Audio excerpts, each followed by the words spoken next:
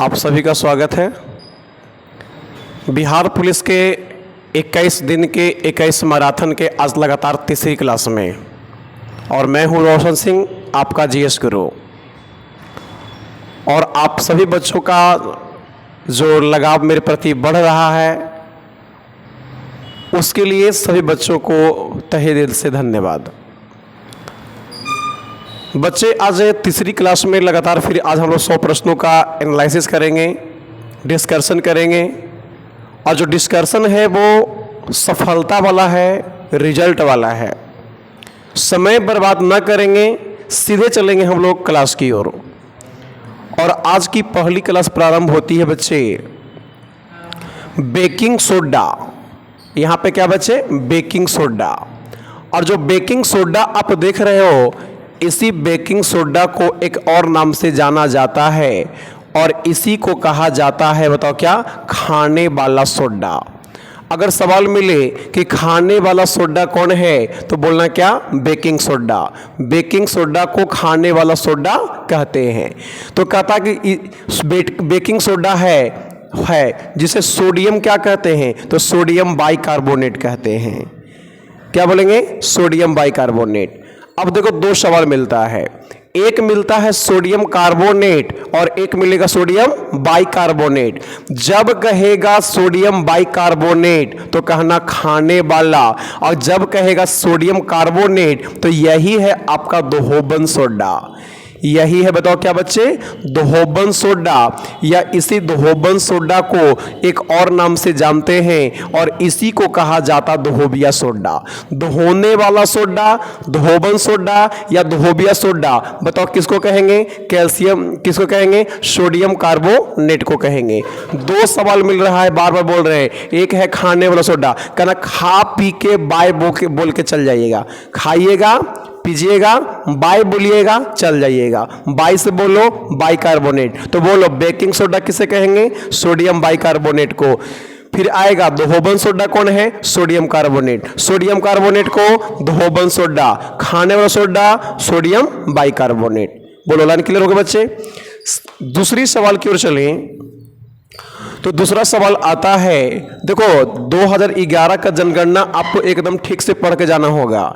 हर seat में आपको एक सवाल मिल रहा है, और 2011 के जनगणना के अनुसार भारत में साक्षरता दर कितना है? तो लगभग आपको ध्यान रखना है 78% है।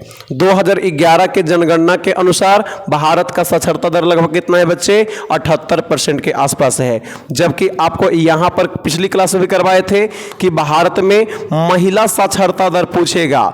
2011 के अनुसार महिला साक्षरता दर तो बोलना है लगभग 65% के आसपास पाया गया है। इसके बाद अगर अगली क्लास की ओर चलें तो सवाल आता है आधुनिक लोकतंत्र। आधुनिक लोकतंत्र किसे कहा गया है? तो आधुनिक लोकतंत्र जो है वो किस कहा गया है? तो आंसर होता है प्रतिनिधित्व लोकतंत्र। अब देखो, लोकतंत्र से कई सवाल आपसे पूछा जाएगा। पहला सवाल आपसे पूछा जाता है कि लोकतंत्र का जन्म किस देश में हुआ था? तो ध्यान रखना है, लोकतंत्र का जन्म यूनान में हुआ था। और यूनान की जो राजधानी है एथेंस है। यूनान की राजधानी बोलो कहाँ है? एथेंस है। और इसी यूनान की राजधानी एथेंस में लोकतंत्र का जन्म हुआ था। दूसरा सवाल आपको ध्यान रखना है, लोकतंत्र के लिए सवाल बड़ा इंपॉर्टेंट आता है। किसने कहा था लोकतंत्र जनता के लिए और जनता के द्वारा किया गया शासन है? तो उसका वो अमेरिकी राष्ट्रपति थे, और अमेरिकी राष्ट्रपति का कथन था लोकतंत्र जनता के लिए और जनता के द्वारा किया गया शासन है। अगली सवाल आता है बच्चे, अब आप लोग जरा बताना कि कौन सा अमेरिकी राष्ट्रपति थे? उसका कमेंट बॉक्स में हम इंतजार करेंगे। किस राष्ट्रपति ने कहा था, वो कमेंट बॉक्स में आपके जवाब का हम इंतजार करेंगे। अगला सवाल आता है बच्चे, अमेरिका की खोज किसने किया था? तो अमेरिका का जो खोज किया था कोलंबस ने किया था। कहता है कि कोलंबस ने सन 1492 में, कोलंबस ने 1492 में अमेरिका तक समुद्री मार्ग का खोज किया था। कब किया था बच्चे? 1492 में। जबकि भारत तक समुद्री मार्ग का खोज वास्को डिगामा ने किया था, और वो बोलो कब किया था? 1498 में। आपको ध्यान रखना होगा कि वास्को डिगामा किस देश का रहने वाला था, तो ध्यान रखना है वास्को डिगामा पुर्तगाल का रहने वाला था। और कोलंबस किस देश का रहने वाला था, तो आपको ध्यान रखना है स्पेन का रहने वाला था। बोलो कोलंबस कहां का था? स्पेन का। वास्को डिगामा कहां का था? पुर्तगाल का। कोलंबस ने किसका खोज किया? अमेरिका का। वास्को डिगामा ने किसका खोज किया? भारत का। अगली सवाल की ओर चलें तो सवाल आता है मैथ का सवाल, निम्नलिखित में कौन सी त्रिभुजाओं की संरचना में एक प्रतिबिंब नहीं है, तो इसका आंसर हो जाता है बच्चे C is the correct answer. C is the correct answer. अगली सवाल आ जाते हैं, तो सवाल आता है 1950 के पहले, बड़ा इंपॉर्टेंट है। 1950 के पहले हिंद चीन में कौन सा देश शामिल होते थे, तो उसका सही आंसर आता है वियतनाम था, कंबोडिया था और इंडोनेशिया था। सी इज द करेक्ट आंसर। यानी कि जो सेकंड वर्ल्ड वार था, सेकंड वर्ल्ड वार के पहले की अगर मैं बात करूं तो हिंद चीन के अंदर में वियतनाम भी था, कंबोडिया भी था और बोलो कौन था? इंडोनेशिया भी था। इसके बाद अगर अगली सवाल की ओर चलें, अगली सवाल की ओर चलें, इंग्लिश का सवाल है, छोड़ दीजिए। चुंबकत्व पर आधारित, कीड़ा बड़ी तंग करता है जी, टचिंग को भगा देता है। सवाल है बच्चे, चुंबकत्व पर आधारित चिकित्सीय तकनीक क्या है, तो इसका सही आंसर आता है बच्चे एमआरआई। एमआरआई। और एमआरआई जो है, इस एमआरआई का पहली बार प्रयोग जो था 1970 में किया गया था। और किसके जांच के लिए, तो कहना कैंसर के जांच के लिए, कैंसर रोग के इलाज के लिए एमआरआई का तकनीक का प्रयोग पहली बार 1970 में किया गया था। तो राजनीतिक दल आवश्यक है, तो राजनीतिक जो दल है वो आवश्यक किस में आता है, तो इसका सही आंसर है बच्चे लोकतंत्र में है। किस में बच्चे? लोकतंत्र में है। अगली सवाल की ओर चलें, निम्नलिखित में कौन सा एक प्राकृतिक परितंत्र नहीं है? निम्नलिखित में कौन एक प्राकृतिक परितंत्र नहीं है, तो इसमें प्राकृतिक परितंत्र नहीं है, तो इसका सही आंसर बोलो क्या होगा? बगीचा। बगीचा जो है वो आपका प्राकृतिक परितंत्र में नहीं है, बल्कि प्राकृतिक में अगर वन को देखा जाए वो प्राकृतिक है, नदी को देखा जाए प्राकृतिक है, रेगिस्तान को देखा जाए प्राकृतिक है, लेकिन बगीचा को अगर देखा जाए तो बगीचा आपका प्राकृतिक नहीं है, ये आर्टिफिशियल है। हम और आपके द्वारा बगीचा का निर्माण किया जाता है। नदी के लिए आप एक क्वेश्चन याद रखना कि भारत का सबसे लंबी नदी कौन है, तो ध्यान रखना कि भारत का सबसे लंबी नदी कौन है? गंगा है। अगर कहेगा कि दुनिया की सबसे लंबी नदी कौन है? नील नदी। विश्व की सबसे लंबी नदी कौन है? नील। भारत की कौन है? गंगा है। विश्व का सबसे बड़ा रेगिस्तान कौन है, तो ध्यान रखना कि विश्व का सबसे बड़ा रेगिस्तान सहारा है। और सहारा रेगिस्तान कहां पर है, तो हमेशा आपको ध्यान रखना है उत्तर पश्चिम अफ्रीका में।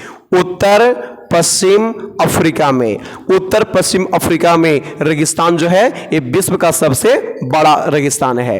विश्व का सबसे बड़ा पूछेगा सहारा। अगर सवाल करेगा कि बताओ एशिया का सबसे बड़ा रेगिस्तान कौन है, तो ध्यान रखना है कि एशिया का सबसे बड़ा रेगिस्तान गोबी है। और गोबी रेगिस्तान बताओ किस देश में आता है, तो देश का नाम होगा बोलो क्या? मंगोलिया। अगर सवाल करेगा कि भारत का सबसे बड़ा रेगिस्तान कौन है, तो भारत का सबसे बड़ा रेगिस्तान थार रेगिस्तान है। और थार रेगिस्तान जो है यह मुख्यतः भारत के किस राज्य में है, तब उस राज्य का नाम आता है बच्चे क्या? राजस्थान है। ऐसे प्रश्न आपको जोड़ जोड़ के चलना होगा। सवाल आता है किस राज्य की टीम ने 2021 से 22 में विजय हजारे ट्रॉफी VHT खिताब को जीता था, तब इसका आंसर आता है बच्चे हिमाचल प्रदेश। ये करंट अफेयर्स का क्वेश्चन था, तो इसका आंसर बोल क्या होगा? हिमाचल प्रदेश। कहता है क्या? विजय हजारे ट्रॉफी। विजय हजारे ट्रॉफी किसने जीता था बच्चे? हिमाचल प्रदेश ने जीता था।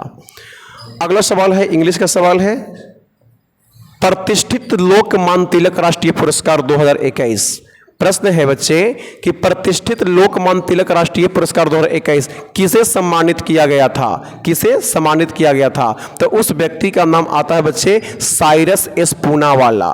साइरस एस पूनावाला को दिया गया था। और ये साइरस एस पूनावाला था, इसने ही कोविशील्ड वैक्सीन और कोविशील्ड वैक्सीन का जो निर्माण हुआ था, इस निर्माण को इसी व्यक्ति ने किया था जब भारत में कोविड-19 आया था। भारत में एक महामारी आया था कोविड-19, और कोविड-19 महामारी से बचने के बात नहीं करो जी, कोविड-19 महामारी से बचने के लिए, उबरने के लिए कोविशील्ड वैक्सीन का निर्माण किया था साइरस एस पूनावाला, और इन्हीं को लोकमान्य तिलक राष्ट्रीय पुरस्कार 2021 से सम्मानित किया गया था। एक क्वेश्चन आपको मिल सकता है कि भारत में कोविशील्ड वैक्सीन के निर्माण में सबसे अच्छा योगदान किसने दिया था? तो साइरस एस पूनावाला ने दिया था। इसके बाद अगले सवाल की ओर चलें। तो विद्युत बल्ब का तंतु, जो विद्युत बल्ब होता है ना, उस विद्युत बल्ब का जो तंतु होता है, जो फिलामेंट होता है, वो किसका बना होता है? तो उसका सही आंसर बताओ क्या होता है बच्चे? टंगस्टन का होता है। किसका होता है? टंगस्टन का। अगर यहां पर आपसे पूछा जाए कि हीटर का तार, ये बड़ा इंपॉर्टेंट है, हीटर का तार, कि हीटर का तार किसका बना है? तो ध्यान रखना, हीटर का, विद्युत हीटर का जो तार होता है वो नाइक्रोम का बना है, लेकिन विद्युत बल्ब का जो टंगस्टन होता है वो किसका बना, सॉरी, विद्युत बल्ब का जो विद्युत बल्ब के अंदर जो तंतु बना होता है वो किसका बना होता है बच्चे? टंगस्टन का बना होता है। 16 नंबर सवाल आपका बना लीजिएगा अपने से, ठीक है? बना के कमेंट बॉक्स में लिख दीजिएगा कितना आंसर आएगा। चक्रवृद्धि ब्याज की दर से, चक्रवृद्धि ब्याज की किस दर से, दर प्रति वर्ष से 1250 रुपया 2 वर्ष में 1800 रुपया हो जाएंगे? तो ऐसा प्रश्न का आप अपने से बनाकर और एक कीजिएगा, कमेंट बॉक्स में लिख दीजिएगा। ये भी सवाल आपका मैथ का है, इसको बिल्कुल आप बना के और कमेंट बॉक्स में आप आंसर लगाइएगा। एक खिलौने पर 12% छूट देने पर इसे 308 रुपया में बेच दिया जाता है, तो खिलौने का अंकित मूल्य क्या होगा? तो यहाँ पे आता है बच्चे कि 12% का छूट दे दिया है, 12% का छूट दे दिया है। तो 12% का छूट दिया है, इसका मतलब है बच्चे कि बेचा कितना बच्चे? 88% पर, और कहता है कि 308 रुपये में बेच दिया जाता था, 88 बराबर कितना? 308 आ गया। तो अंकित मूल्य हमेशा जो होता है ना 100 पर होता है, 100 पर होता है। तो 100 पर आप निकाल लो, यहां से यहां आप क्या कर लो, कितना से जितना से ऊपर में मल्टीपल होगा उतना ही से नीचे में मल्टीपल कर करके और आपका आंसर हो जाएगा। तारापुर केंद्र जो है बच्चे, प्रश्न इंपॉर्टेंट है, तारापुर केंद्र जो है वो क्या है? तो ध्यान रखना है कि तारापुर क्या है? आणविक केंद्र है। तारापुर क्या है? आणविक केंद्र है। और तारापुर कहां पे है बच्चे? तो आपको ध्यान रखना है, भारत का एक राज्य है और उस राज्य का नाम बोलो क्या है? महाराष्ट्र। भारत के महाराष्ट्र राज्य में तारापुर केंद्र है, जो एक क्या है? आणविक केंद्र है। अगले सवाल की ओर चलें। लीलाधर जगुड़ी, बड़ा इंपॉर्टेंट सवाल है। लीलाधर जगुड़ी द्वारा रचित कविता क्या है?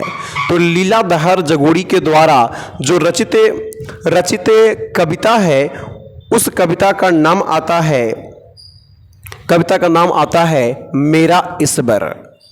मेरा ईश्वर, यानी 19 का सी इज द करेक्ट आंसर। यहां पर एक आता है बादल राग, और बादल राग का जो लेखक हैं उनका नाम है निराला जी। अगर आपसे सवाल मिले कि बताओ बादल राग कविता का लेखक कौन है? निराला जी हैं। उसके बाद आता है पूरा हिंदुस्तान मिलेगा, और पूरा हिंदुस्तान मिलेगा का जो लेखक हैं उनका नाम आता है केदारनाथ अग्रवाल। केदारनाथ अग्रवाल, और केदारनाथ अग्रवाल के द्वारा पूरा हिंदुस्तान मिलेगा कविता का लेखक हैं। फिर एक आपको कविता मिलता है छाया मत छूना, और छाया मत छूना का जो लेखक हैं उनका नाम है गिरिराज माथुर। गिरिराज माथुर, इसे स्क्रीनशॉट ले लीजिए, लिखते चलिएगा, इसे बड़ा अच्छा कंटेंट है, ठीक है। बादल राग का लेखक कौन है? निराला जी हैं। पूरा हिंदुस्तान मिलेगा का लेखक कौन है? केदारनाथ अग्रवाल हैं। छाया मत छूना का लेखक कौन है? गिरिराज माथुर हैं।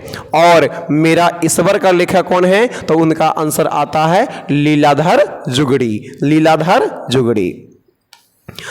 अगला सवाल है, मैथ का सवाल है, देख के अपने आंसर लगाइएगा, सब कमेंट बॉक्स में लिखिएगा, ठीक है। किसी त्रिभुज में यदि एक कोण का शेष दोनों कोण के योग के बराबर है तो त्रिभुज अवश्य होगा। ये सब अपने से बनाइएगा, तो मैथ हम आपको नहीं करवाएंगे। बड़ा इंपॉर्टेंट सवाल है, भारतीय सशस्त्र बलों के पहले चीफ ऑफ डिफेंस सीडीएस कौन बने थे? आपको आंसर इसका पता होगा, बिपिन रावत, जनरल बिपिन रावत, यही भारत के प्रथम सीडीएस थे। और इन्हीं का ध्यान रखना है, हेलीकॉप्टर दुर्घटना में इनकी जान चली गई थी। तमिलनाडु का जो नीलगिरी पर्वत है, नीलगिरी पर्वत, और वही तमिलनाडु के नीलगिरी पर्वत के रास्ते ये ट्रैवलिंग कर रहे थे और उस समय इनका हेलीकॉप्टर जो था क्रैश कर गई और लगभग सारे मेंबर, टोटल मेंबर मारे गए थे। बिपिन रावत तो ये भारत के पहले सीडीएस स्टाफ थे। अगला सवाल आता है, बड़ा अच्छा सवाल है बच्चे, फणीश्वर नाथ रेणु द्वारा रचित कहानी कौन है? तो फणीश्वर नाथ रेणु के द्वारा जो रचित कहानी है इसका आंसर आता है लाल पान की बेगम। आंसर क्या होगा बच्चे? लाल पान की बेगम। और लाल पान की बेगम का जो लेखक हैं उनका नाम क्या है बच्चे? फणीश्वर नाथ रेणु है। इसके बाद आता है सुखी नदी का पुल, और सुखी नदी पुल का जो लेखक है नाम है रामधारी सिंह दिनकर। रामधारी सिंह दिनकर, और रामधारी सिंह दिनकर के द्वारा सुखी नदी का पुल है। इसके अलावा आता है दो बैलों की कथा, और दो बैलों की कथा का लेखक जो है मुंशी प्रेमचंद हैं। मुंशी प्रेमचंद हैं। मुंशी प्रेमचंद के द्वारा दो बैलों की कथा लिखा गया। उसके बाद आता है उसने कहा था, और उसने कहा था का लेखक जो है उनका नाम है चंद्रधर शर्मा गुलेरी। चंद्रधर शर्मा गुलेरी, और चंद्रधर शर्मा गुलेरी के द्वारा उसने कहा था का रचना किया गया था। ये आपका यहाँ पर ध्यान रखना है, मुंशी प्रेमचंद। और मुंशी प्रेमचंद के लिए एक सवाल आपको याद रखना है, इन्हीं को कहा गया है कलम का सिपाही। ये बड़ा इंपॉर्टेंट है, इसे बिहार पुलिस के परीक्षा में सवाल आ सकता है कि बताओ कलम का सिपाही किसे कहा गया? तो कलम का सिपाही मुंशी प्रेमचंद को कहा गया। एक और आता है बच्चे जिसको आता है कलम का जादूगर। कलम का जादूगर, और कलम का जो जादूगर कहा गया है वो किसे कहा गया है? राम वृक्ष बेनीपुरी को। ये बड़ा इंपॉर्टेंट है, कलम का जादूगर पूछेगा राम वृक्ष बेनीपुरी। कलम का जादूगर राम वृक्ष बेनीपुरी को कहा गया है, जबकि कलम का सिपाही मुंशी प्रेमचंद को कहा गया है। और फणीश्वर नाथ रेणु ने किसका रचना किया था? लाल पान की बेगम। लाल पान की बेगम। तो ये सब एकदम बढ़िया से स्क्रीनशॉट लेते चलिए और सबको बनाते चलिए, एकदम बहुत लाभ हाथ तक मिलने वाला है, बहुत लाभ मिलने वाला है। एक बात हमेशा तय रखना, बिहार पुलिस की परीक्षा में जितने भी विद्यार्थी एग्जाम देने जा रहे हैं, जिनका बहुत अच्छा तैयारी है उनका उम्र पार हो चुका है, और जिनका अगर तैयारी और जिनका उम्र है उनकी तैयारी नहीं है, इसका मतलब कि जो बच्चे एवरेज तैयारी करके चले जाएंगे, एवरेज पढ़ाई करके चले जाएंगे, उनका रिजल्ट एकदम क्लियर होगा। इसलिए एवरेज तैयारी हमेशा करें, डरना नहीं है। इतना लाख कैंडिडेट बैठ रहा है, ये बैठ रहा है, वो बैठ रहा है, एकदम ना दिमाग में नेगेटिव नहीं लाना है, एकदम जाना है, एग्जाम देना है और खुद पर विश्वास रखना है, खुद पर। क्योंकि बार बार हम बोलते हैं, ऑफलाइन क्लास में बोलते हैं कि दुनिया पर विजय प्राप्त करने से पहले खुद पर विजय प्राप्त करना अनिवार्य है। अगर आप खुद पर विजय प्राप्त नहीं करोगे तो जीवन में आगे कभी नहीं बढ़ोगे। अगली सवाल की ओर बच्चे चलें, और आप सभी बच्चों का जो प्यार देख रहे हैं बड़ा अच्छा प्यार लग रहा है, हम भी बड़ा खुश हो जाते हैं देखकर आप लोग कमेंट देखते हैं तब। संयुक्त राष्ट्र संघ का मुख्यालय या सचिवालय कहाँ है? तो इसका सही आंसर आता है बच्चे क्या? न्यूयॉर्क है। संयुक्त राष्ट्र संघ बड़ा इंपॉर्टेंट है। ये जो संयुक्त राष्ट्र संघ है इसी को यूएनओ कहते हैं, यूएनओ कहते हैं, United Nation Organisation. United Nation Organisation, United Nation Organisation, UNO. और यूएनओ का स्थापना बताओ कब हुआ था? तो ध्यान रखना 24 अक्टूबर वर्ष 1945 को हुआ था। और यही जो 24 अक्टूबर है, इसी 24 अक्टूबर को यूएनओ का स्थापना दिवस मनाया जाता है। अगर आपसे सवाल करें यूएनओ का स्थापना दिवस कब मनाते हैं तो 24 अक्टूबर अक्टूबर को यूएनओ का स्थापना दिवस के रूप में मनाया जाता है। बाकी जो मैथ का सवाल है अपने से सॉल्व कीजिएगा और सॉल्व करने के बाद कमेंट बॉक्स में जरूर कमेंट कीजिएगा। आपके कमेंट का हम बिल्कुल इंतजार करेंगे। अगला सवाल आता है बच्चे, हीमोग्लोबिन वर्णक पाया जाता है, तो इसका सही आंसर बताओ क्या होगा? आरबीसी होगा। क्या होगा बच्चे? आरबीसी। देखो बिहार पुलिस में एक बार पूछे हुआ था, आरबीसी और डब्ल्यूबीसी का अनुपात पूछे हुए था, तो ध्यान रखना आरबीसी और डब्ल्यूबीसी का जो अनुपात होता है वो आपको ध्यान रखना बच्चे 600:1 होता है।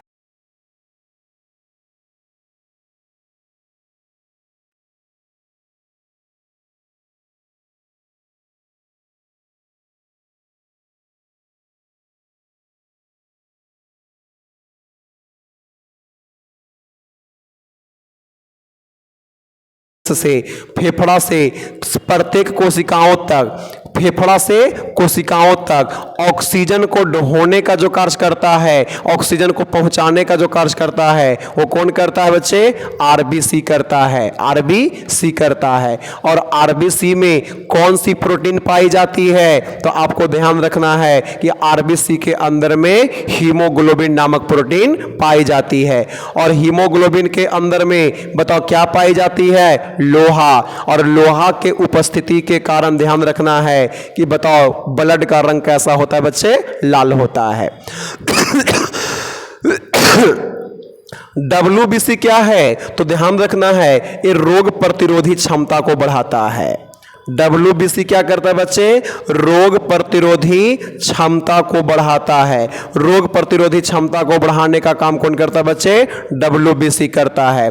प्लेटलेट्स क्या करता है? तो जब शरीर का कोई अंग कट जाता है तो वहां पे आके प्लेटलेट्स रुक जाता है और रक्त को रोकने का कार्य करता है। रक्त को रोकने का कार्य करता है। कौन करता है? प्लेटलेट्स करता है। एक बात आपको हमेशा ध्यान रखना है, अगर किसी व्यक्ति को मलेरिया रोग हो जाता है, मलेरिया रोग हो जाता है तो उस व्यक्ति के अंदर में प्लेटलेट्स की कमी आ जाती है। और प्लेटलेट्स को पूरा करने के लिए किसका प्रयोग किया जाता है? तो पपीता का। और पपीता के अलावा आपको ध्यान रखना है बकरी का दूध है। पपीता और बकरी के दूध से सबसे तेजी रूप में रिकवरी होता है। बताओ कौन बच्चे? प्लेटलेट्स होता है। बोलो एकदम लाइन क्लियर होता चल रहा है। अगली सवाल की ओर चले बच्चे।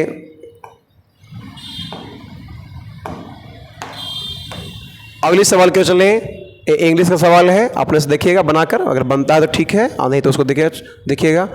अगला सवाल आता है बच्चे, पराग कणों का एक पुष्प, पराग कणों का एक पुष्प से दूसरे पुष्प तक स्थानांतरण किस माध्यम से होता है? तो वायु से भी होता है, जल से भी होता है, कीट से भी होता है। इसका सही आंसर क्या हो जाएगा? D is the correct answer. सभी से होता है, सभी से आंसर होगा। ठीक है, अगला सवाल की ओर चलें। एक विद्युत जनित्र बदलता है, यानी एक विद्युत जनित्र है वो किसको बदलता है? तो ध्यान रखना विद्युत ऊर्जा को यांत्रिक ऊर्जा में, विद्युत ऊर्जा को यांत्रिक ऊर्जा में। अब देखो एक सवाल, एक चॉइस यहाँ पे बच्चे, यांत्रिक ऊर्जा को विद्युत ऊर्जा में कौन बदलता है? तो यांत्रिक ऊर्जा को विद्युत ऊर्जा में बदलने का जो कार्य करता है वो डायनेमो करता है। डायनेमो जो होता है यांत्रिक ऊर्जा को विद्युत ऊर्जा में, और अगर इसको देखा जाए तो विद्युत ऊर्जा को यांत्रिक ऊर्जा में, तो यहां पे मुख्य रूप से चलेगा बच्चे क्या? विद्युत मोटर। यहां पे क्या हो जाएगा बच्चे? विद्युत मोटर हो जाएगा। फिर आता है कि विद्युत ऊर्जा को रासायनिक ऊर्जा में, रासायनिक ऊर्जा को विद्युत ऊर्जा में बदलने का कार्य कौन करता है? तो ध्यान रखना है बैटरी। जो आपका पास बैटरी है, बैटरी वो रासायनिक ऊर्जा को विद्युत ऊर्जा में बदलने का कार्य करता है। अगला सवाल आता है बच्चे, D I Mendeleev. D I Mendeleev को श्रेय किस लिए दिया जाता है? तो ध्यान रखना तत्वों के आवर्त सारणी के लिए। जो तत्व का आवर्त सारणी बनाने का जो कार्य किए थे ना, वो किन को जाना गया बच्चे? मेंडलीफ को जाना गया है। यानी कि 29 का सी इज द करेक्ट आंसर। फिर आपका 30 नंबर सवाल जो है इंग्लिश का सवाल है। यहां पर बड़ा इंपॉर्टेंट है, करंट अफेयर्स का क्वेश्चन बनेगा। वर्तमान समय में बिहार विधान परिषद के अध्यक्ष कौन है? मनोरमा देवी नहीं है, अवधेश नारायण सिंह नहीं है, सर्वेश कुमार नहीं है, कुमुद वर्मा नहीं है, यानी यहां पे वर्तमान में कोई नहीं है। तो वर्तमान समय में अगर देखा जाए तो वर्तमान समय में बिहार विधान परिषद के अध्यक्ष कौन है? तो देवेश चंद्र ठाकुर, देवेश चंद्र ठाकुर, देवेश चंद्र ठाकुर। आपको ध्यान रखना है कि वर्तमान समय में बिहार विधान परिषद के अध्यक्ष कौन है? तो उसका आंसर होगा बच्चे क्या? देवेश चंद्र ठाकुर, देवेश चंद्र ठाकुर।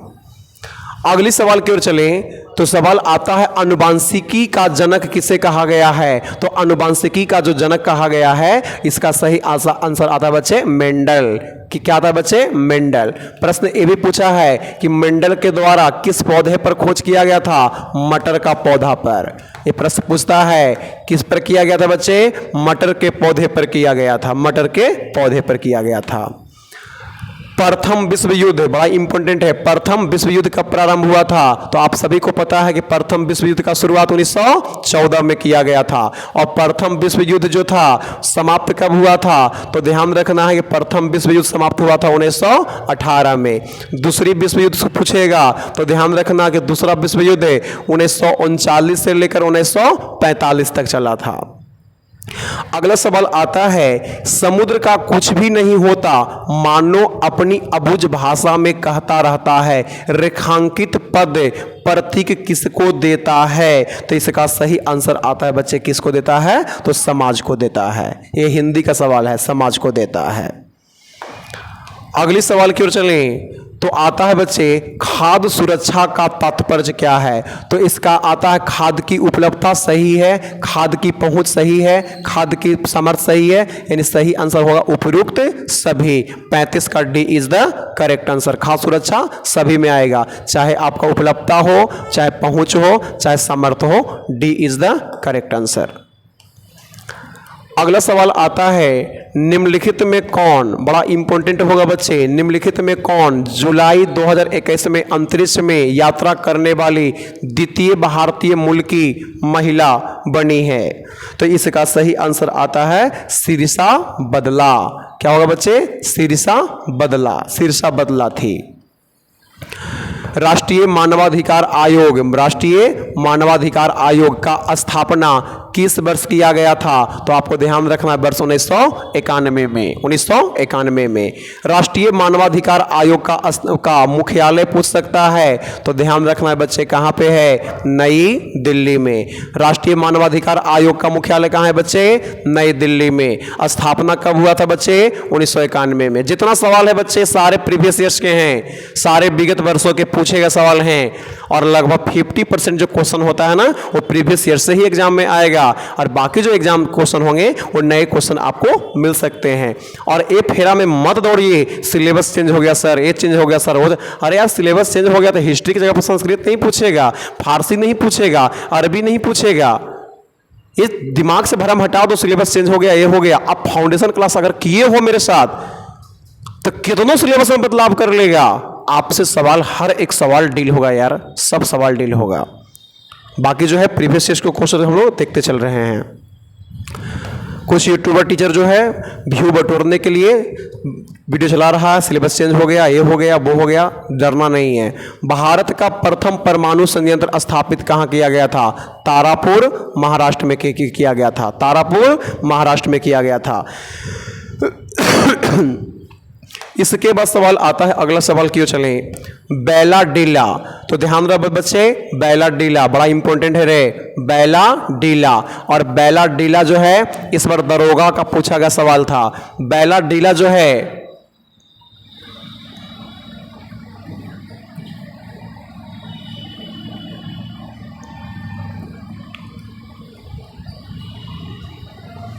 का दिक्कत हो रहेगा है, बोर्ड पर दिख रहा है ना? बैलाडीला किस जिला में आता है? तो ध्यान दो बच्चे, बैलाडीला जो सवाल था बच्चे इस बार दरोगा में पूछे हुए था। सबसे पहले आपको ध्यान रखना है कि बैलाडीला जो है भारत के किस राज्य में है? तो बैलाडीला भारत के छत्तीसगढ़ राज्य में है।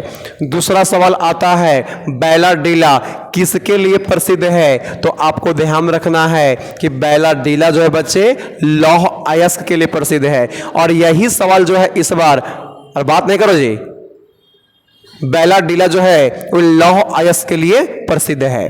तो सवाल आता है बच्चे कि बैलाडीला किस जिला में आता है? तो बस्तर नहीं, इसमें कोई भी आपका आंसर नहीं है।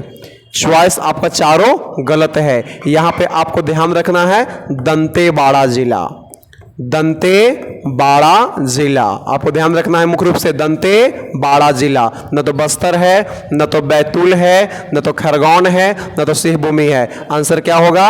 दंतेवाड़ा। आपने सेट कर लीजिएगा। बैलाडीला कहाँ है बच्चे? दंतेवाड़ा में है।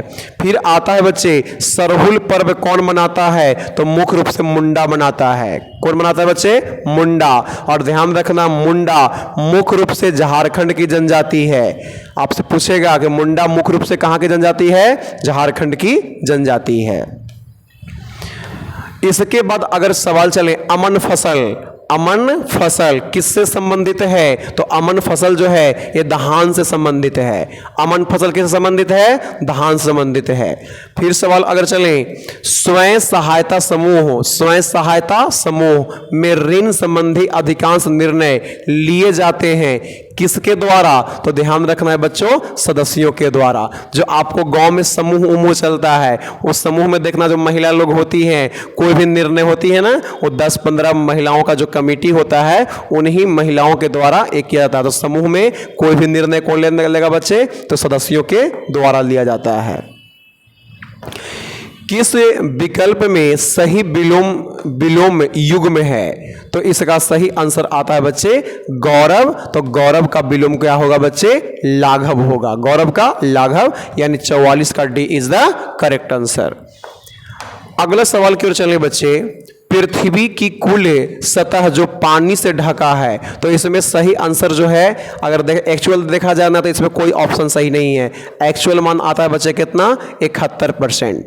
ठीक है, एक्चुअल मान कितना होगा? 71। अब 71 से सटा हुआ होगा उसको आंसर मार देंगे। तो 71 से सटा हुआ ऑप्शन कौन है? 75। तो 75 एग्जाम में टिक मार के आना, छोड़ के नहीं आना है। 75 एग्जाम में टिक मार के आना है। एक्चुअल मान कितना है? 71। 71 से सटा हुआ जो भी ऑप्शन रहेगा, जो भी चॉइस रहेगा, उसमें टिक मार के हम लोग चले आएंगे। अगला सवाल आता है एक कहानी यह भी रचना किसका है? एक कहानी यह भी जिसका रचनाकार कौन है? तो इसका सही आंसर आ जाता है बच्चे मनु भंडारी। इसका सही आंसर क्या होगा बच्चे? मनु भंडारी। मनु भंडारी के द्वारा एक कहानी यह भी का रचनाकार हैं। अगले सवाल क्यों चलिए। आज हिंदी मैक्सिमम को सवाल मिला है। ठीक है, ये मैथ का सवाल है। आप ऐसे डील कीजिए, स्क्रीनशॉट लीजिएगा, बनाइएगा और आपका क्वेश्चन नंबर देकर और आप अपना आंसर लगा दीजिएगा। आपको हम कमेंट बॉक्स में रिप्लाई हम भी करेंगे कि आपका जवाब सही है या गलत है। ऑप्शन आपके सामने है। ये भी आपका सवाल है, स्क्रीनशॉट ले लीजिए सवाल का और सवाल को बनाइए और कमेंट बॉक्स में कमेंट कीजिए कि आपका आंसर सही है। क्वेश्चन नंबर देकर और कमेंट बॉक्स में लिख दीजिएगा और आपको हम ये करेंगे। ठीक है, रिप्लाई हम करेंगे। अगला सवाल है कौन भौतिक पूंजी का उदाहरण नहीं है? उदाहरण नहीं है तो इसका सही आंसर आता है बच्चा क्या? भौतिक पूंजी का उदाहरण नहीं है तो शिक्षा और प्रशिक्षण सही आंसर हो जाएगा। 49 के D is the correct answer. अगला सवाल है असमतापी जंतु, बायोलॉजिक सवाल है। असमतापी जंतु जिनका हृदय द्विकक्षीय होता है वह क्या कहलाता है? तो इसका सही आंसर आता है बच्चे सैलामेंडर। सैलामेंडर कहते हैं। क्या कहते हैं बच्चे? सैलामेंडर। यहाँ पे ध्यान रखना विश्व का सबसे जो बड़ी मछली है उसका नाम ध्यान रखना नील हवेल है। और दूसरी सबसे बड़ी मछली कौन है बच्चे? तो आपको ध्यान है शार्क है। अगला सवाल क्यों चले। क्रिया एवं क्रिया एवं प्रतिक्रिया बल हमेशा, क्रिया एवं प्रतिक्रिया बल हमेशा लगता है अलग अलग वस्तु पर और विपरीत दिशा में, यानी इसका सही आंसर क्या हो जाएगा बच्चे? 51 का D is the correct answer.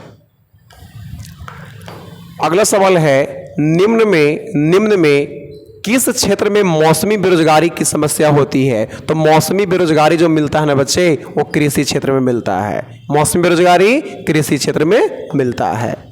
अगला सवाल है, निम्नलिखित में किसका बीज प्रोटीन एवं वसा का प्रचुर स्रोत है? तो इसका सही आंसर क्या होगा बच्चे? तो उसका सही आंसर आपको कौन है? सोयाबीन है। सबसे ज्यादा प्रोटीन किस में है? सोयाबीन में है। सोयाबीन के बाद दूसरे स्थान पर अगर देखा जाए ना बच्चे, तो सबसे ज्यादा प्रोटीन मशरूम में है, और मशरूम के अलावा देखा जाए तो पनीर में है। बाकी फिर दाल है, दूध है, अंडा है, सब में प्रोटीन की मात्रा पाई जाती है। आपको ध्यान रखना है, गेहूं के उत्पादन में भारत का सबसे अग्रणी राज्य कौन है? उत्तर प्रदेश। भारत में सबसे ज्यादा गेहूं उत्पादन कौन करता है? उत्तर प्रदेश। प्रति हेक्टेयर के हिसाब से पूछेगा कि प्रति हेक्टेयर सबसे ज्यादा गेहूं का उत्पादन कौन सा राज्य करता है? पंजाब करता है। सोयाबीन के उत्पादन में अग्रणी राज्य कौन है? मध्य प्रदेश। सोयाबीन के उत्पादन में अग्रणी राज्य कौन है बच्चे? मध्य प्रदेश है, मध्य प्रदेश है। अगला सवाल है, राष्ट्रपति को महाभियोग की प्रक्रिया से अपदस्थ कर सकता है, माने कि राष्ट्रपति को महाभियोग की प्रक्रिया से कौन हटा सकता है? तो आपको ध्यान रखना है, कौन हटा सकता है? संसद हटा सकता है। अब देखो, दो तीन गो बात आपको यहां पर ध्यान रखना है। पहला सवाल आपसे पूछेगा महाभियोग। महाभियोग का जो चर्चा है ये भारतीय संविधान के किस अनुच्छेद में किया गया है? तो भारतीय संविधान के अनुच्छेद 61 में। भारतीय संविधान के अनुच्छेद 61 में महाभियोग का प्रावधान किया गया है। दूसरा सवाल आता है कि महाभियोग संसद का कौन सा सदन ला सकता है? तो ध्यान रखना कि संसद का कोई भी सदन महाभियोग का प्रस्ताव ला सकता है, और महाभियोग के प्रस्ताव पर संसद के दोनों सदन अगर सहमत हो जाएंगे 2/3 बहुमत से, तो राष्ट्रपति पर महाभियोग प्रक्रिया पारित हो जाता है और राष्ट्रपति को हटना अनिवार्य है। यहां पर एक सवाल और पूछता है कि राष्ट्रपति पर महाभियोग चलाने के कितना दिन पहले राष्ट्रपति को सूचना दे दिया जाता है? तो ध्यान रखिएगा कि राष्ट्रपति पर जिस दिन महाभियोग चलना होता है उसके 14 दिन पहले राष्ट्रपति को सूचना दे दी जाती है, यानी कि 54 का ए इज द करेक्ट आंसर। संसद में एक बात ध्यान रखिएगा, संसद का प्रावधान भारतीय संविधान के किस अनुच्छेद में है? 79 में है। सर्वोच्च न्यायालय है, तो सर्वोच्च न्यायालय का जो प्रावधान है अनुच्छेद 124 में है। निर्वाचन आयोग है, तो निर्वाचन आयोग का चर्चा संविधान के किस अनुच्छेद में है? 324 में है। निर्वाचन आयोग अनुच्छेद 324 में है। सर्वोच्च न्यायालय अनुच्छेद 124 में है, और संसद अनुच्छेद कितना में है? 79 में है। महाभियोग अनुच्छेद कितना में है? 61 में है। ये भी पूछता है निर्वाचन आयोग किस भाग में वर्णित है? तो ध्यान रखना है कि निर्वाचन आयोग जो है इसका चर्चा भारतीय संविधान के भाग 15 में है। भाग 15 में निर्वाचन आयोग का चर्चा किया गया है। अगली सवाल की ओर चलें तो सवाल आता है, मतदाता सूची को आमतौर पर क्या कहा जाता है? तो आम तौर पर वोटर लिस्ट कहते हैं या मतदाता सूची कहते हैं। जब मतदान की बारी आती है तो हम लोग देखते हैं कि वोटर लिस्ट में मेरा नाम आया कि नहीं, यानी जो मतदाता सूची होता है ना उसको क्या बोलते हैं? वोटर लिस्ट या मतदाता सूची कहते हैं, यानी कि इसका सही आंसर 55 का सी इज द करेक्ट आंसर। अगली सवाल की ओर चलें तो राज्यसभा का सभापति अपना त्याग पत्र किसे देता है? तो राज्यसभा का जो सभापति होता है ना बच्चे, अपना त्याग पत्र किसको दे सकता है? तो ध्यान रखना है राष्ट्रपति को दे सकता है। एक बात आपको हमेशा ध्यान रखना होगा कि राज्यसभा का सभापति कौन होता है? तो ध्यान रखना है कि राज्यसभा का जो सभापति होता है वो भारत का उपराष्ट्रपति होगा। जो भारत में उपराष्ट्रपति के पद पर तैनात होंगे वही राज्यसभा के सभापति कहलाएंगे, यानी कि 55 का ए इज द करेक्ट आंसर। अगला सवाल की ओर चलिए बच्चे, तो सवाल आता है निम्न में से कौन दक्षिण अफ्रीका के रंगभेद आंदोलन से संबंधित हैं? तो इसका सही आंसर आता है बच्चे क्या? Nelson Mandela. नेल्सन मंडेला जो है यही दक्षिण अफ्रीका के रंगभेद आंदोलन से संबंधित हैं।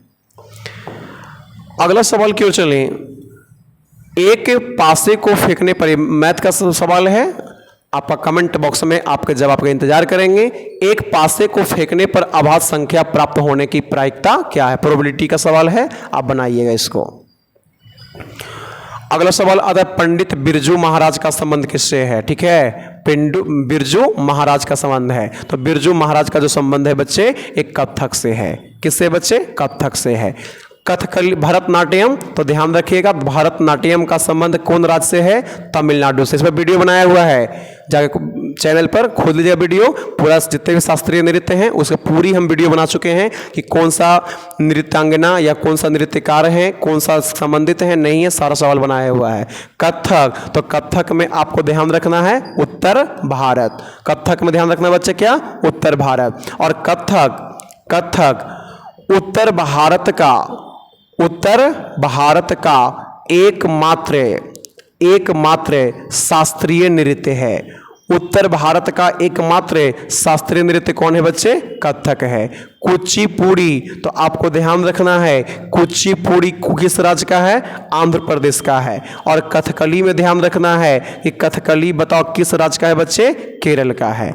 तो आपको ये सब सवाल आपका वीडियो बना चुके हैं। इसका संपूर्ण वीडियो आपका यूट्यूब पर अवेलेबल है, उसको जाके पूरा देख लीजिएगा। अगले सवाल की ओर चलें। तो सवाल आता है एक कंपनी जो एक से अधिक देशों में उत्पादन को स्वामित्व करता है उसे क्या कहते हैं? उसे बहुराष्ट्रीय कंपनी कहते हैं। C is the correct answer. MNC कहते हैं। एमएनसी का मतलब क्या हुआ? मल्टीनेशनल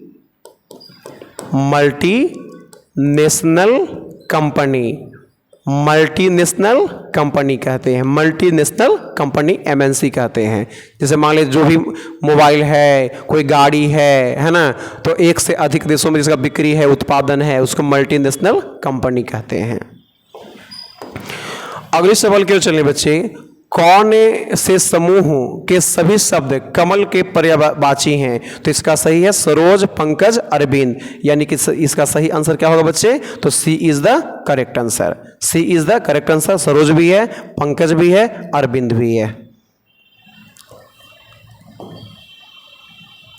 मैथ का सवाल है, ठीक है, इसको अपने से डील कीजिएगा, स्क्रीनशॉट लीजिए, डील कीजिए और आपके जवाब का हम कमेंट बॉक्स में वेट करेंगे, इंतजार करेंगे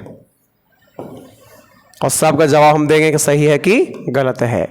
दाल का बहुवचन शब्द क्या है? तो दाल का बहुवचन शब्द है दालें। दालों नहीं होगा, दालें, यानी D is the correct answer. फिर सवाल है देश के बीच विकास की तुलना करने हेतु उपयोग मापक क्या है? तो सही इसका आंसर है बच्चे क्या? प्रति व्यक्ति आय। एक बात हमेशा ध्यान रखना, किसी भी देश का, लिख लो ऐसे, किसी भी देश का आर्थिक स्थिति मापने का सबसे अच्छा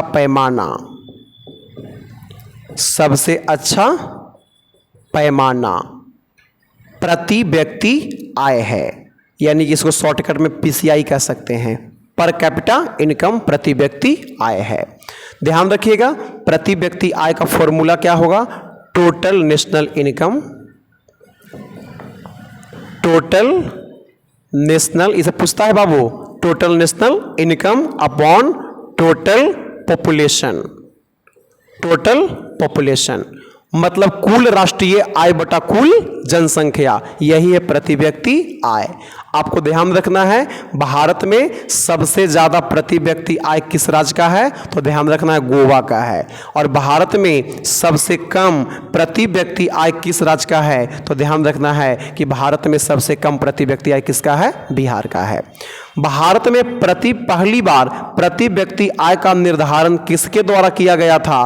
तो उनका नाम आता है बच्चे क्या? दादा भाई नौरोजी। दादा भाई नौरोजी के द्वारा पहली बार प्रति व्यक्ति आय का गणना किया गया था। उस समय भारत का प्रति व्यक्ति आय जो था केवल 20 रुपीज थी, 20 रुपया था। तो प्रति व्यक्ति आय को पहली बार किसने नापा था बच्चे? दादा भाई नौरोजी। यही दादा भाई नौरोजी को भारत का वयोवृद्ध पुरुष कहते हैं या इन्हीं को grand old man of India कहा गया है।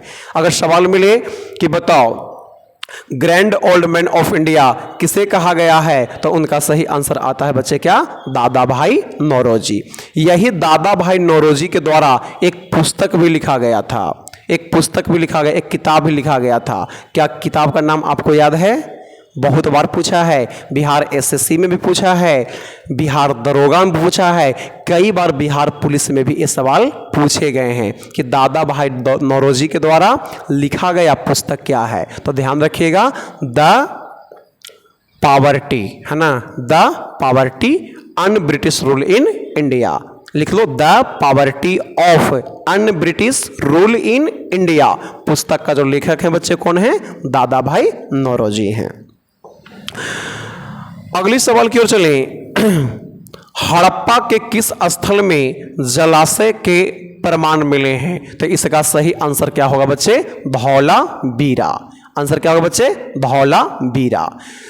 सिंधु सभ्यता का खोजा गया पहला शहर, ध्यान रखना, खोजा गया पहला शहर, सिंधु सभ्यता का खोजा गया पहला शहर कौन था? हड़प्पा था। हड़प्पा का खोज कब हुआ था बच्चे? तो वर्ष 1921 में। और 1921 में हड़प्पा का खोज कौन किया था बच्चे? तो आपको पता है, दयाराम साहनी के द्वारा किया गया था। हड़प्पा कहाँ पे है? तो ध्यान रखना, हड़प्पा वर्तमान समय में पाकिस्तान में है।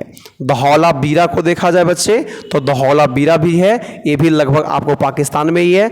लोथल जो है बच्चे, ये लोथल जो है कहाँ पे है बच्चे? गुजरात में है।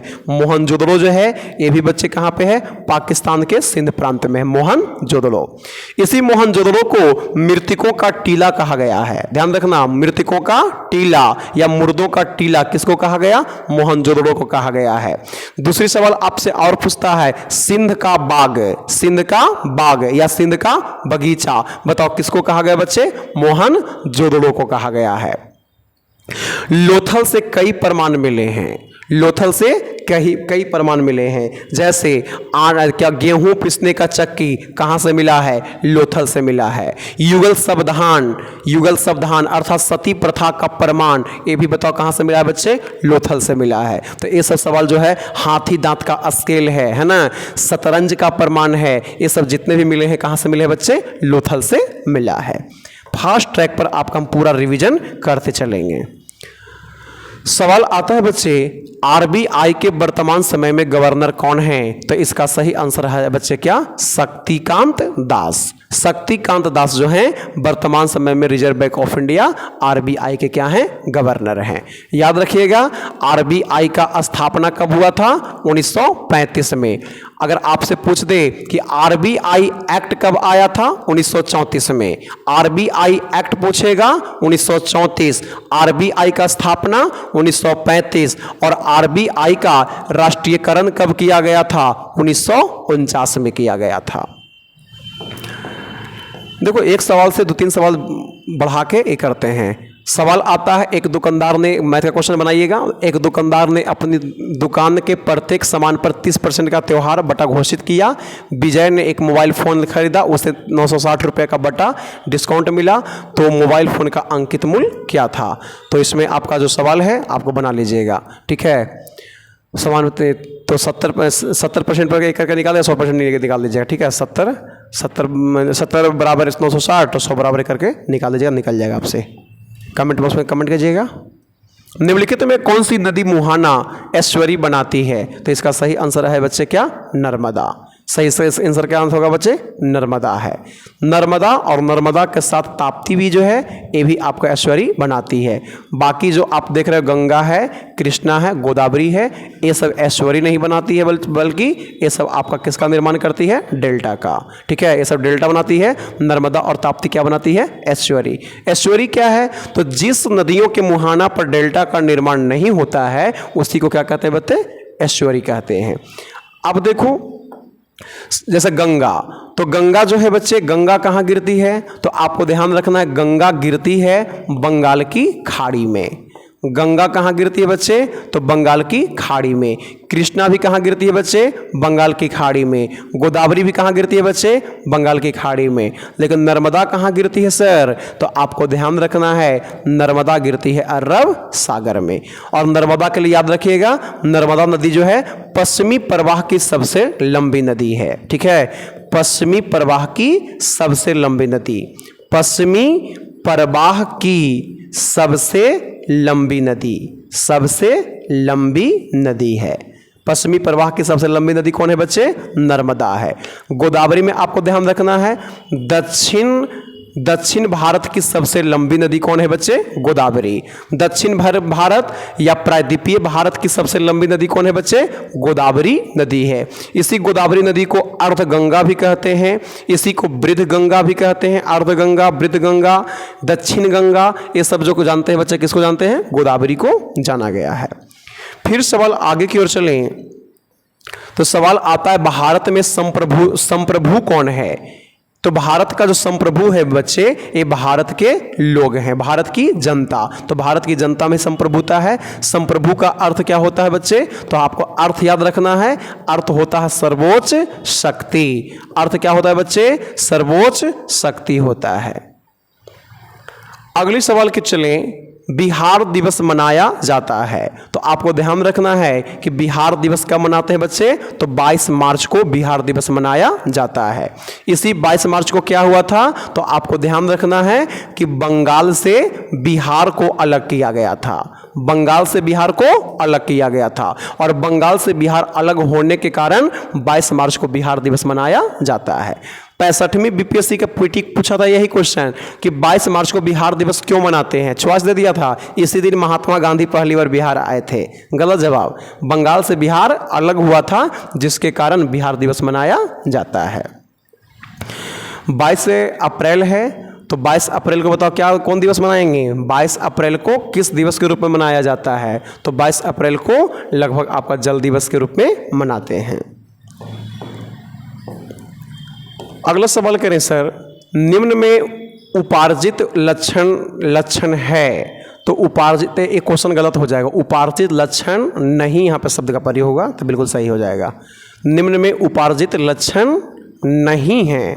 ठीक है, नहीं है शब्द का प्रयोग होगा तब सही इसका आंसर क्या होगा बच्चे? तो कहता है शरीर का वजन, क्योंकि ये जो तीनों आप देख रहे हो ये तीनों लक्षण है।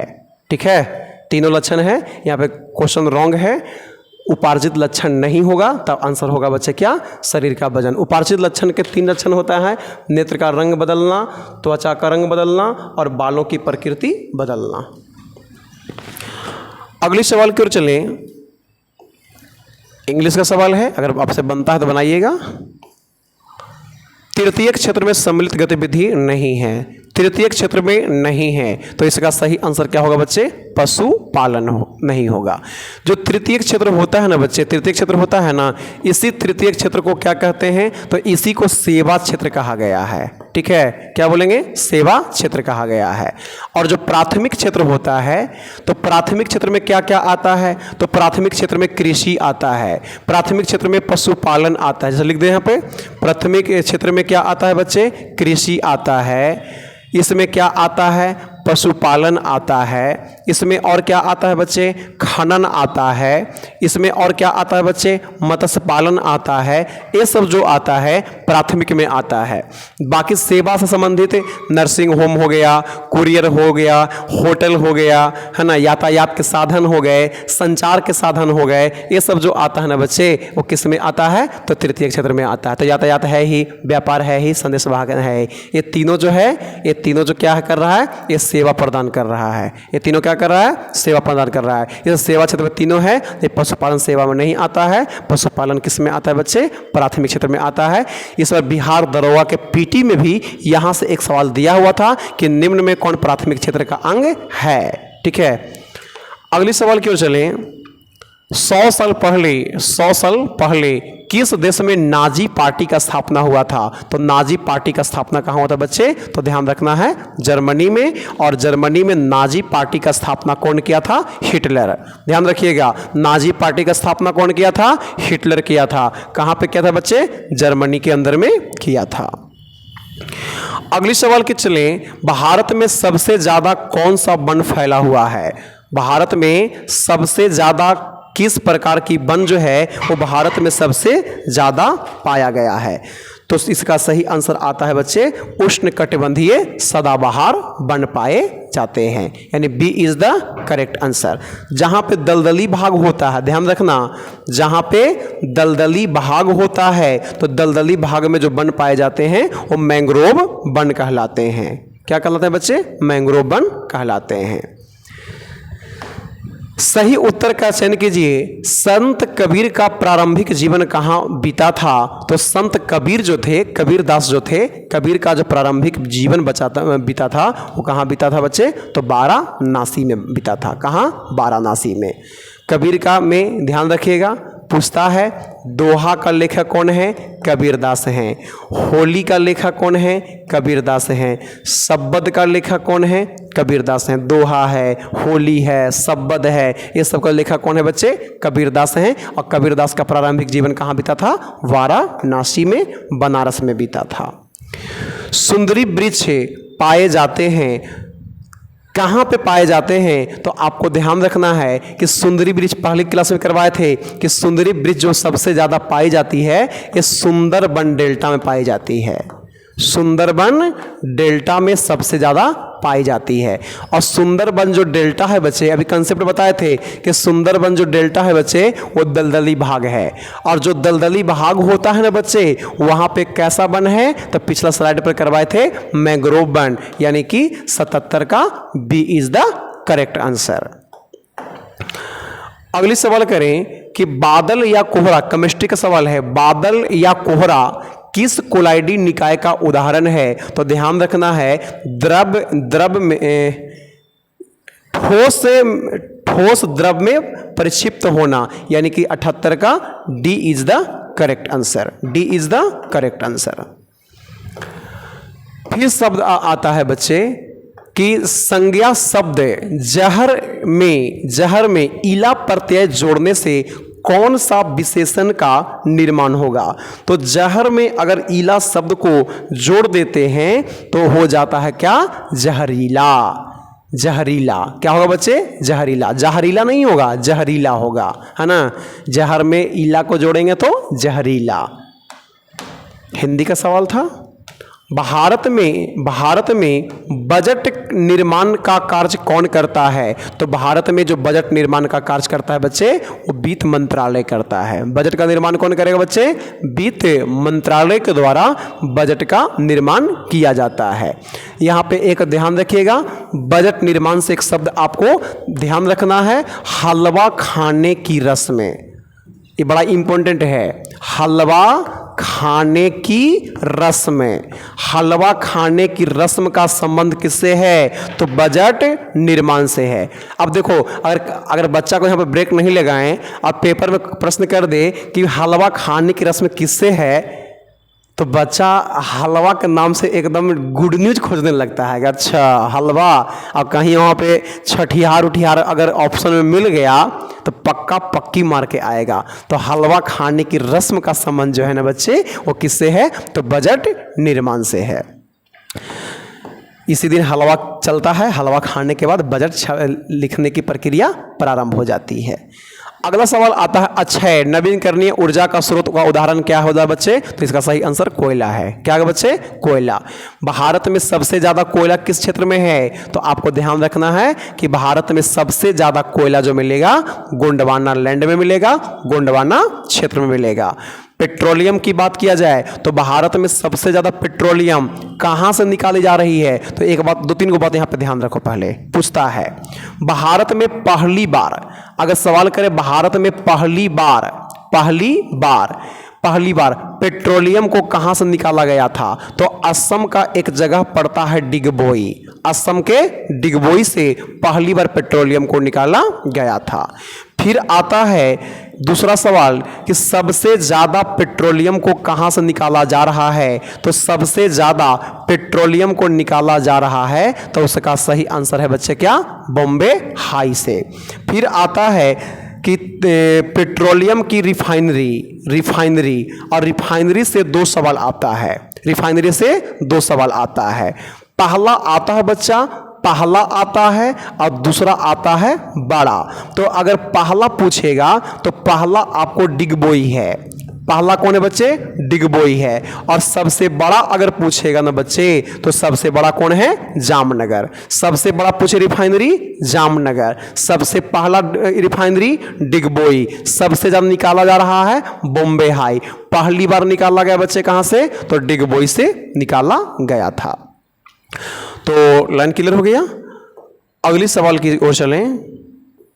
निम्न में कौन संविधान निर्मात्री सभा का सदस्य नहीं था? तो इसका सही आंसर हो जाएगा बच्चे मोहम्मद अली जिन्ना। और मोहम्मद अली जिन्ना का लगातार डिमांड था पाकिस्तान को अलग करो, तो भारत के संविधान में काहे साथ देगा? यानी कि ए इज द करेक्ट आंसर। अगला सवाल आता है एक परितंत्र में सभी हरे पौधे एवं नील हरित शैवाल जिनमें प्रकाश संश्लेषण की क्षमता होती है वो किस वर्ग में आते हैं? एक परितंत्र है जो सभी हरे पौधे हैं और उसमें प्रश्न कह रहा है कि नील हरित शैवाल ब्लू ग्रीन एल्गी बीजीय जिनमें प्रकाश संश्लेषण की क्षमता होती है वो किस वर्ग में शामिल हो जाते हैं? तो इसका सही आंसर आता है बच्चे क्या?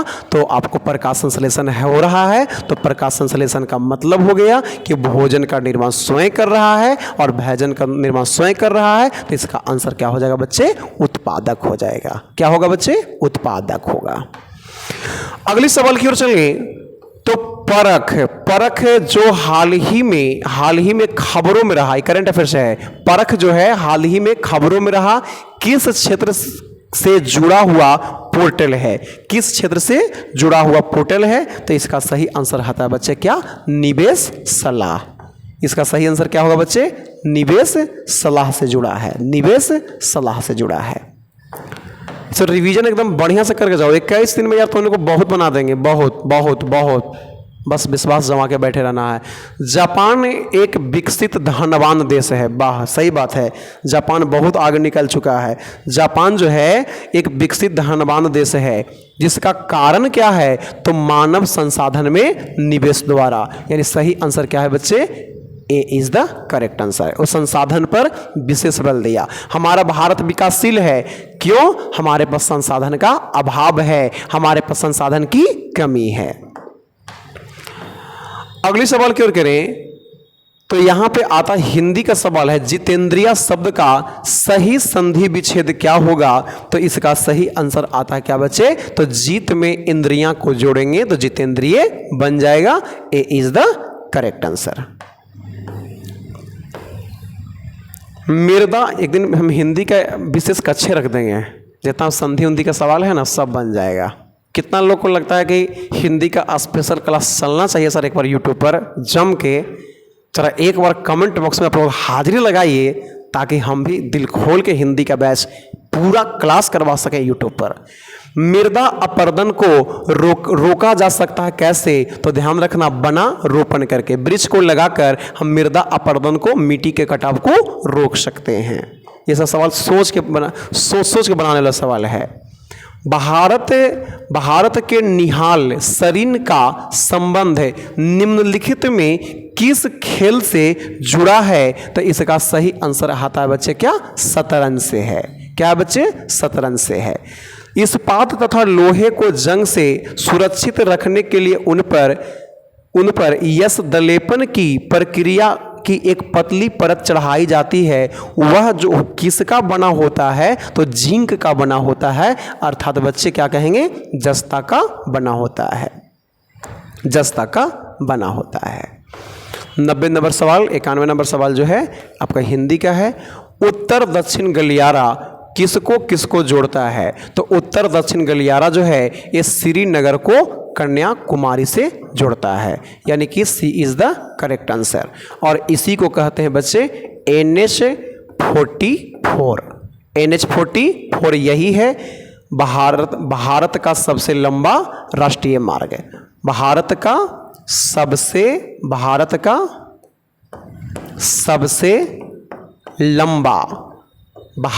सबसे लंबा राष्ट्रीय मार्ग, और भारत का सबसे लंबा राष्ट्रीय मार्ग कौन है बच्चे, NH44 NH44 है।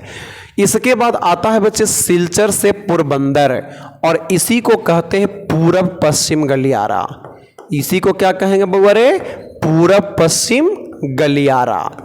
पूरब पश्चिम गलियारा इसी को कहते हैं, पूरब पश्चिम गलियारा, या इसी को कहेंगे बच्चे क्या, NH27, यही है नेशनल हाईवे 27 है। ठीक है, अब एक सवाल क्या पूछता है कि पूरब पश्चिम गलियारा और उत्तर दक्षिण गलियारा बताओ एक दूसरे को कहाँ पर काटती है, कहाँ पर एक दूसरे को मिलती है, तब इसका सही आंसर मिलता है क्या बच्चे, झांसी। यानी ध्यान रखना कि पूरब पश्चिम गलियारा और उत्तर दक्षिण गलियारा एक दूसरे को कहाँ काटती है बच्चे, झांसी में काटती है। तो आगे सवाल क्यों चलें, मानव पूंजी निवेश करने का जरिया क्या है, तो इसका सही आंसर है शिक्षा और प्रशिक्षण दोनों, यानी C is the correct answer, C is the correct answer. Biogas का मुख्य घटक कौन है, तो बायोगैस का जो मुख्य घटक है बच्चे वो कौन हो जाएगा, ब्यूटेन है। कौन है बच्चे, ब्यूटेन। और आपको पहले पढ़ाए थे कि ब्यूटेन और प्रोपेन यही दोनों मिलकर LPG लिक्विड पेट्रोलियम गैस होता है, लिक्विड पेट्रोलियम गैस होता है। भारत में लौटती हुई मानसून, ठीक है, भारत में लौटते मानसून की ऋतु क्या है, मैंने किस ऋतु में लौटती हुई मानसून होती है, तो इसका सही आंसर होता है क्या बच्चे, अक्टूबर नवंबर। लौटती हुई जो मानसून है, लौटती मानसून के कारण ध्यान रखना तमिलनाडु के कोरोमंडल तट पर, तमिलनाडु के कोरोमंडल तट पर वर्षा कराती है, वर्षा करवाती है।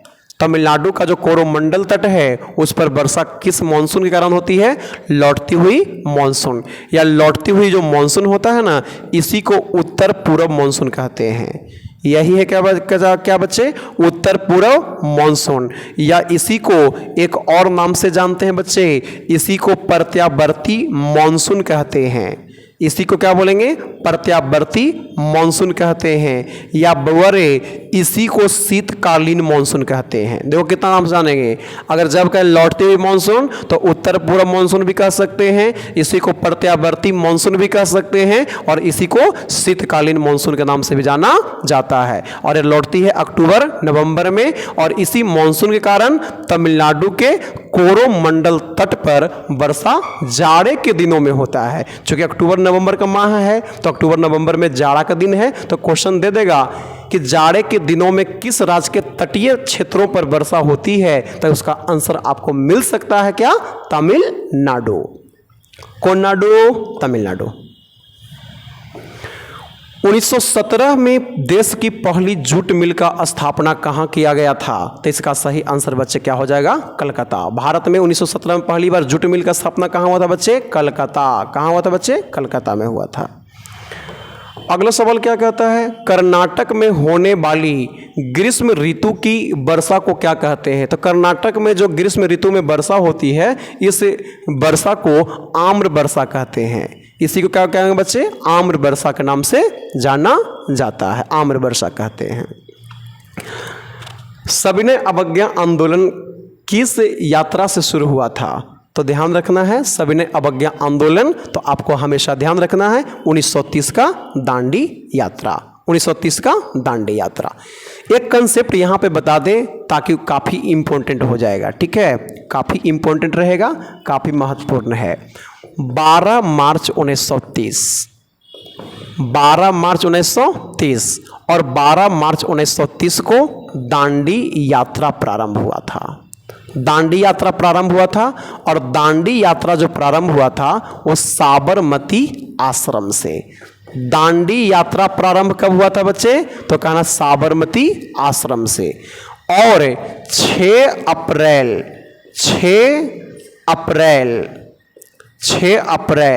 1930 और 6 अप्रैल 1930 को सविनय अवज्ञा आंदोलन का शुरुआत किया गया था।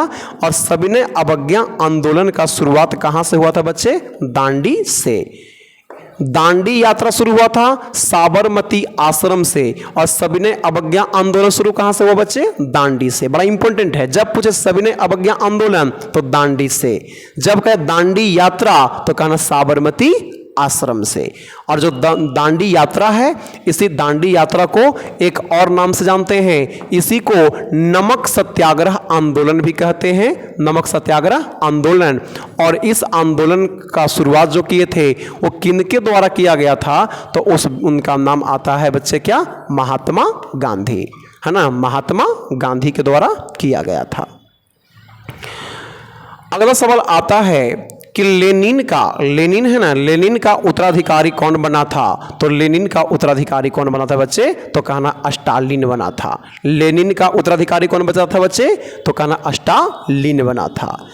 और अंतिम सवाल है, आज का अंतिम सवाल है, और वो है निम्न में किस श्रेणी में भारत आता है? निम्न में किस श्रेणी में भारत आता है? तो इसका सही आंसर क्या है बच्चे? तो कहना विकासशील देश में आता है। किस में आता है बच्चे? विकासशील देश में आता है। कारण अगर पूछेगा तो कारण आपको हमेशा ध्यान रखना है, संसाधन का अभाव, संसाधन का अभाव। और संसाधन के अभाव के साथ साथ दूसरा बात ध्यान रख सकते हैं, जनसंख्या का दबाव। संसाधन के अभाव और जनसंख्या के दबाव के कारण यहाँ पे जो भारत है विकासशील देश है। तो ये आपका 100 प्रश्नों का आज का सीरीज रहा। फिर से मिलेंगे हम लोग किसी नए एपिसोड में, नए वीडियो में। और ईमानदारी से रिवीजन कीजिए। 7 अगस्त से आपका बिहार पुलिस परीक्षा प्रारंभ हो रही है। आप ईमानदारी से निष्ठापूर्वक आज आके एग्जाम दीजिए। और जब तक एग्जाम नहीं होगा तब तक हम आपके साथ कंटिन्यू जुड़े रहेंगे। प्रतिदिन 100 प्रश्नों का सीरीज लेकर आएंगे। कभी कभी बीच बीच में कोई बढ़िया चैप्टर को लेकर आ जाएंगे ताकि आपको जितना भी हो सके आपको लाभ मिल सके। फिर मिलेंगे अगली क्लास में। आज तक इतना ही। धन्यवाद। शुभ रात्रि।